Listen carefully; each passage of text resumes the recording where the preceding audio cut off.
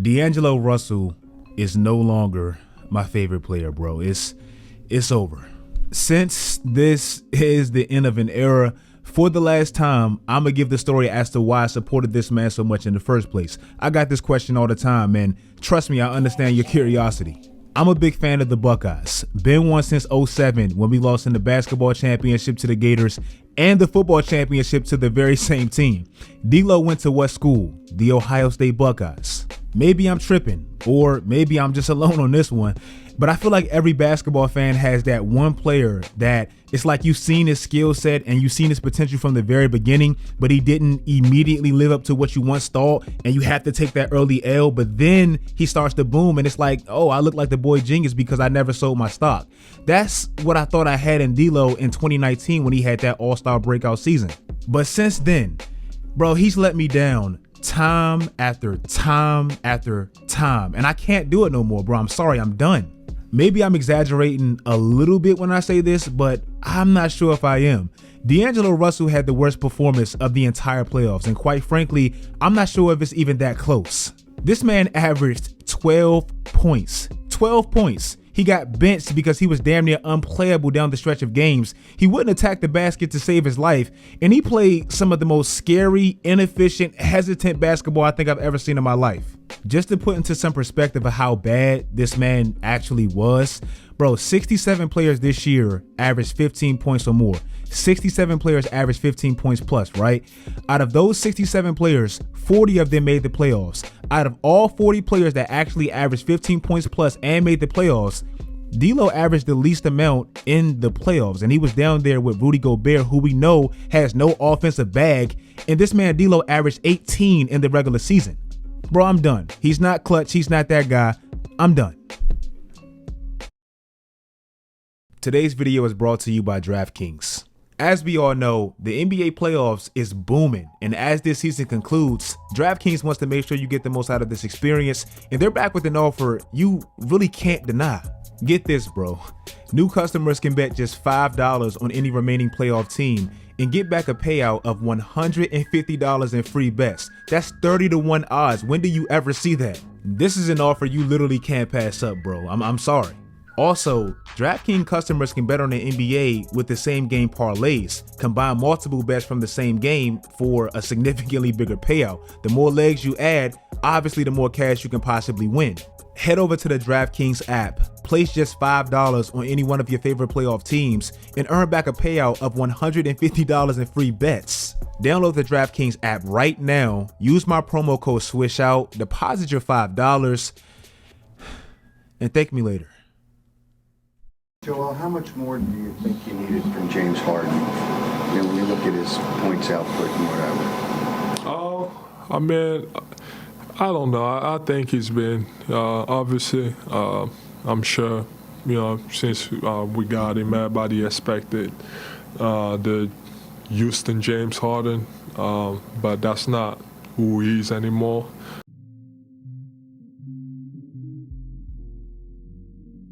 James Harden is officially done. Like, the James Harden of old is no mas. I've literally touched on this subject all season long, bro. I have. At first, Harden wasn't himself because the rule changes. The refs, they weren't giving him the calls they used to, and we kind of attributed his struggles to that. Then towards the end of his tenure in Brooklyn, it looked like he just quit. Like he had that infamous play against Detroit where he turned the ball over and didn't even go after it, and dude just dunked it, and his numbers would indicate that he quit on the Brooklyn Nets. Then he did what he does best. He has the greatest honeymoon stage with a new team ever. Literally, every time he goes to a new team, it looks as if he's actively trying to prove, this is who I really am. And what you've seen with that last team, bro, I was just trying to leave. And initially he did that. And then he went right back almost immediately to looking washed. James Harden has now played a total of 32 games with the Sixers, including the playoffs. In those 32 games, he has a total of 2 30-point games. 2. I know this doesn't sound like it should be a big deal, but you have to understand who we're talking about and the standard he sets. Like I said, bro, he played 32 games with the Sixers and had 2 30-point games. Do y'all remember when this man had 32 consecutive 30-point games 3 years ago? Like, this is one of the greatest scorers of all time, easily the greatest of this generation. since James Harden became James Harden, and I consider that to be James Harden in 2015 when he was runner-up to Stephen Curry in the MVP voting, right? Since he became that dude, he's played 97 playoff games.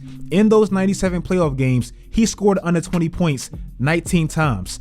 6 of those 19 times came this year in the 11 playoff games he played.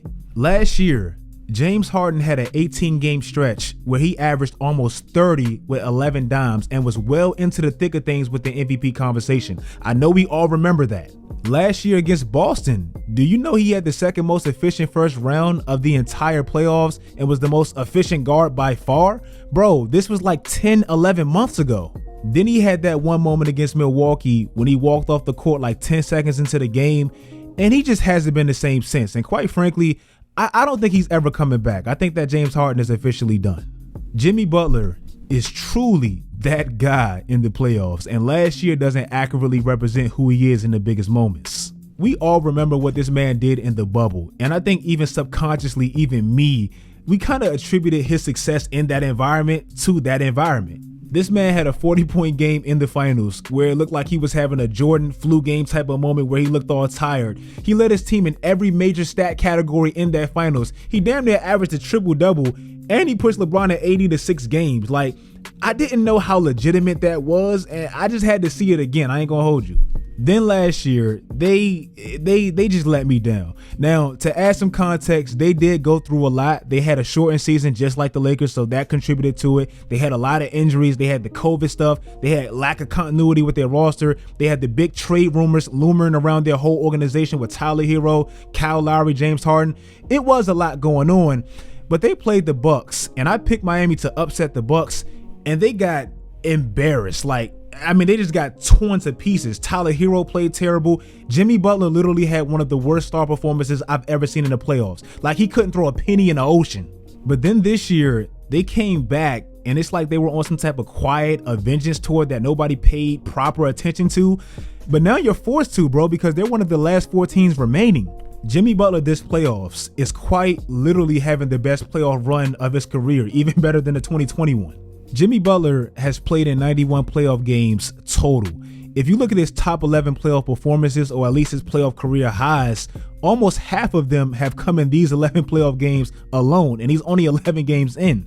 Also, the numbers would indicate he's probably having the best all-around playoffs of anybody. He's top 5 in points per game. He's the number 1 steals leader. He's first in offensive win shares. He's top 5 in defensive win shares. He has the 3rd best plus minus, and his team, they've only lost 3 games when he's out there. So Jimmy Butler's having the best playoff run of his career, and he's proven that last year that doesn't represent who he really is.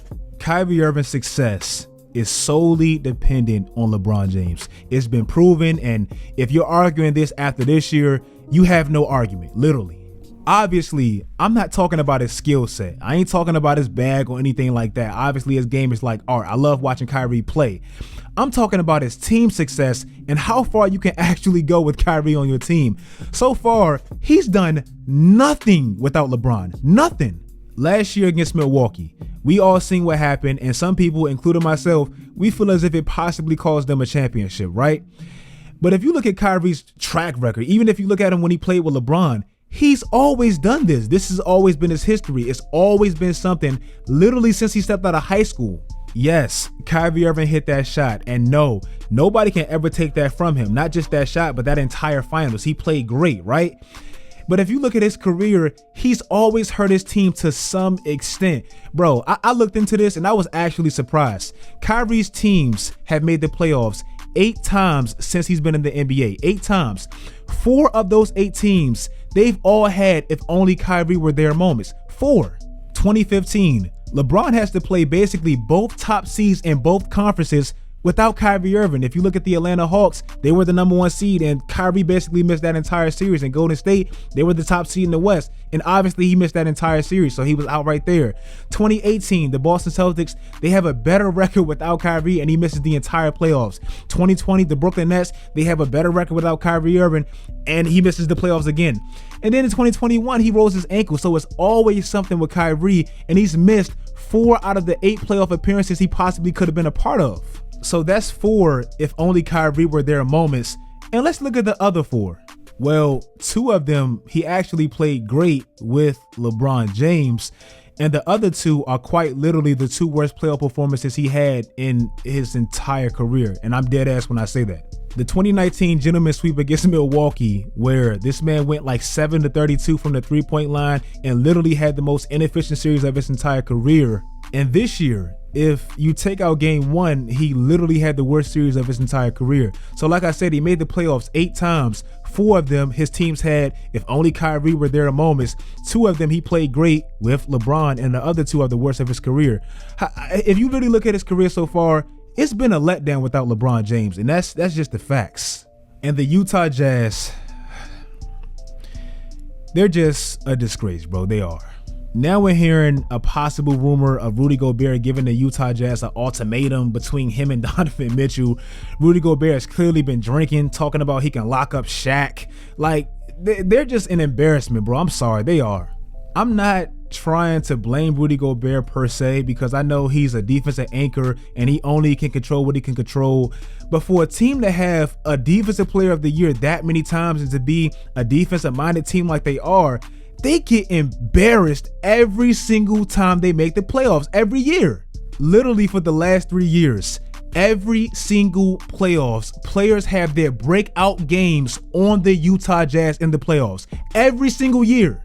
Jamal Murray in 2020, we all, just like I said about Jimmy Butler, we attributed his success to the bubble, the environment, the Donovan Mitchell, Jamal Murray class, whatever. But if you really look at it, Jamal Murray had only scored over 40 points twice in his entire career. Against Utah, he did it 3 times, and in fact, he went for 50 twice, something that he's never done in his entire career. Against who? The defensive player of the year and the defensive mindset team they had, the Utah Jazz. It always happens. In 2021, Terrence Mann had scored 39 points. Prior to that, I don't even know if he had a 30-point game in his career. This year, Jalen Brunson, I looked it up. He hasn't scored 40 points since he was in high school. He outplayed everybody on their team. And he scored 41 for the first time since he was in high school in 2015. Bro, this team, is something wrong with them. Also, this is the back-to-back year where they lose in the most embarrassing way possible, bruh. 2020, they blow a 3-1 lead. 2021, they blow a 2-0 lead. Kawhi Leonard is out for games 5 and 6, and they still lose. And this year, Luka Doncic is out for games 1, 2, and 3, and they still lose. And like I said, Jalen Brunson outplays everybody on their team. Like I said, bro, they're cursed. It's something wrong with them, and I'll never get behind them again. If you guys like this video, and before you leave really quickly, it will be a part 2 because obviously I missed on a lot of stuff. The Warriors, Ja Morant, Dallas, it's a lot, Phoenix, it's a lot going on, so it will be a part 2. If you want part 2, I like to hear it, bro, so comment part 2 ASAP. Also, that lets me know that you made it this far in the video, so I appreciate that. Comment part 2 ASAP, because that lets me know that you want to see the part 2 ASAP, and I will give you guys that as soon as possible, obviously. If you guys like this video, follow my social media sites, turn on post notifications, do all that great stuff, guys. And until next time, as always, Utah, y'all suck, man. Y'all suck. Stay tuned.